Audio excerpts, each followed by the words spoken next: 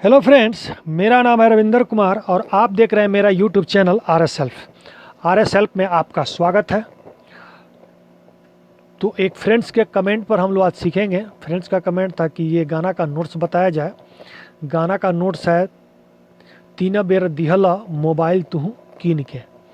तो इसको पहले हम लोग म्यूजिक से सीखेंगे, पहले म्यूजिक में देखेंगे, उसके बाद जो है आपको स्टेप बाय स्टेप एक एक करके मैं आपको बताऊंगा रीड कि कहाँ से कहाँ लेकर जाया जाएगा, ताकि एक बार वीडियो देखने के बाद आप लोग जो है इसको बजा लेंगे। पहले एक उंगली से बताएंगे, फिर 3 उंगली से हम दिखाएंगे कि इसको कैसे बजाते हैं हम लोग। सही है, तो चलिए पहले म्यूजिक स्टार्ट कर लेते हैं। इसके साथ थोड़ा सा बजा ले, है ना, और यहाँ से शुरू करना है।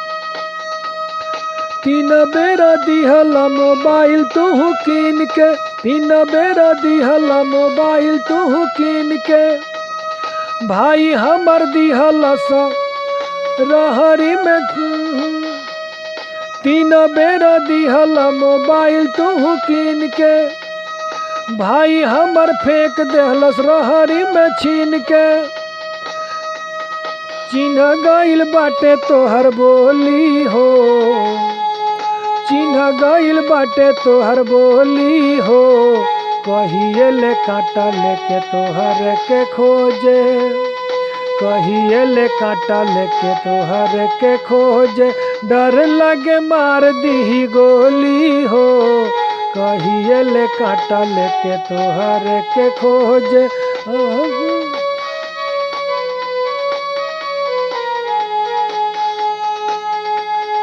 तीन बेरा दिहला मोबाइल तुहू कीन के, भाई हमर दिहला सब,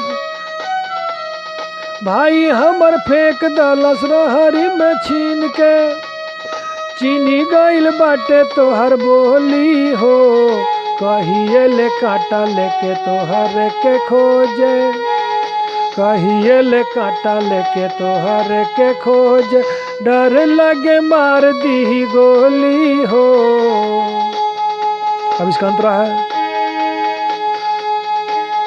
4 महीना चल जा कहीं गली में जन आवा, 4 महीना चल जा कहीं गली में जन आवा, अब ही कुछ दिन भेंट न होई दिलवा के समझावा। 4 महीना चल जा कहीं गली में जन आवा, अब ही कहीं भेंट न होई दिलवा के समझावा। ये जानतानी बच के रहा, ये जानतानी बच के रहा, दर्द तनी दिलवा के सहा। 4 महीना बच के रहा जन आवो, 4 महीना बच के जन आवो, ये जानतानी बच के रहा, दर्द तनी दिलवा के सहा।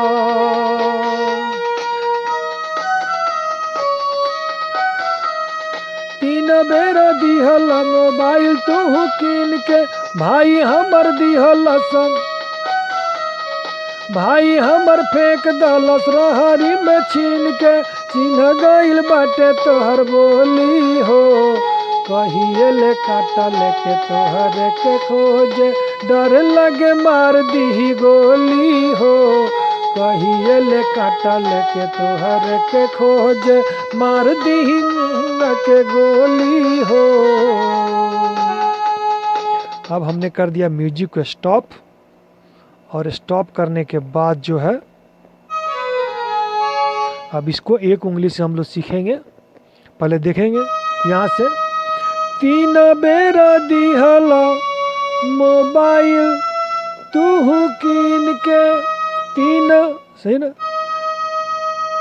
तीन बेरा दिहला मोबाइल तुहू कीन के, भाई हमर फेंक दलस रहरी में छीन के। चिन्ह गइल बाटे तोहर बोली हो, है ना, चिन्ह गइल बाटे तोहर बोली हो, है ना। कहिए ले कांटा लेके कहिए ले कांटा लेके तोहरे के खोजे, डर लागे मार दी गोली हो। कहिए ले कांटा लेके तोहरे के खोजे, डर लागे मार दी गोली हो। अब इसका अंतर है 4 महीना चल जा कतहीं गली में जन आव। 4 महीना चल जा कतहीं गली में जन आव। अब ही कुछ दिन भेंट न होई दिलवा के समझाव। अब ही कुछ दिन भेंट न होई दिलवा के समझाव, है ना। ए जान तनी बच के रह, ए जान तनी बच के रह।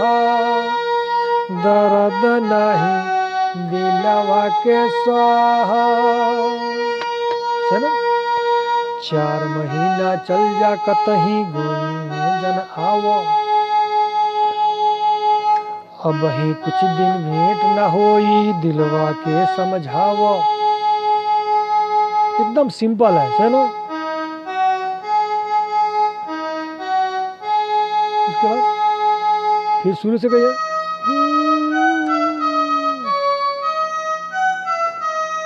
तीन बेरा दिहला मोबाइल तू कीन के,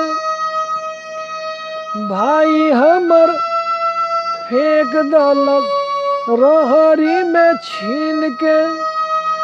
चिन्ह गइल बाटे तोहर बोली हो, डर लागे मार दी हमारा के गोली।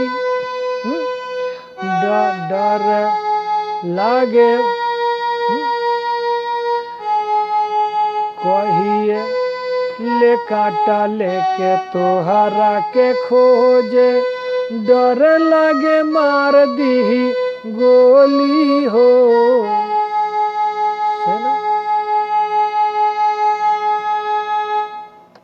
इसके बाद जब उंगली बैठ जाए तो अब आराम से इसको जाए।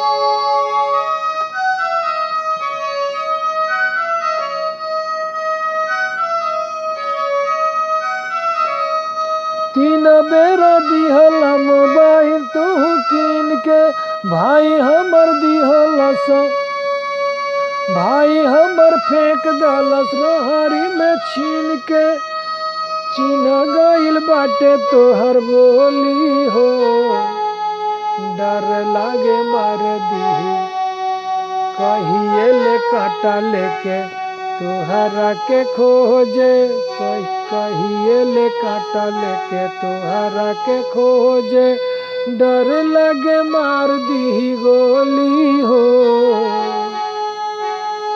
4 महीना घर में आओ, 4 महीना चल जा कतहीं गली में जन आवो। 4 महीना चल जा कतहीं गली में जन आवो। अब ही कुछ दिन भेंट न होई दिलवा के समझावो। ए राजा तनी बच के रह, दर्द तनी दिलवा में सह। सुन ल जान मिलन ना होई दिलवा के समझावा। हमरे टाही में रहत सब कोई।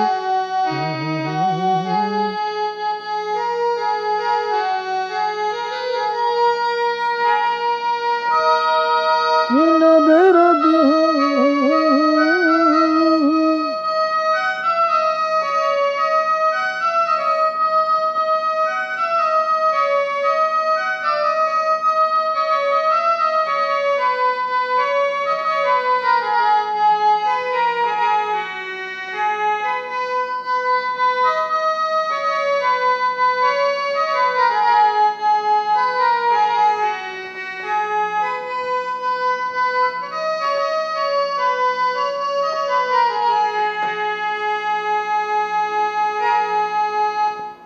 यदि ये वीडियो आप लोग को अच्छा लगा तो लाइक कीजिए, सब्सक्राइब कीजिए और अपने फ्रेंड के साथ शेयर कीजिए।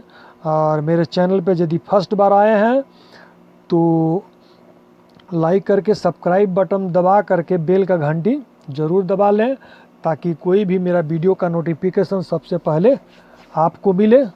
आशा है जी आप लोग ज़रूर सीख रहे होंगे अच्छे से। तो चलिए फ्रेंड्स, मिलते हैं नेक्स्ट वीडियो में। Thank for watching friends.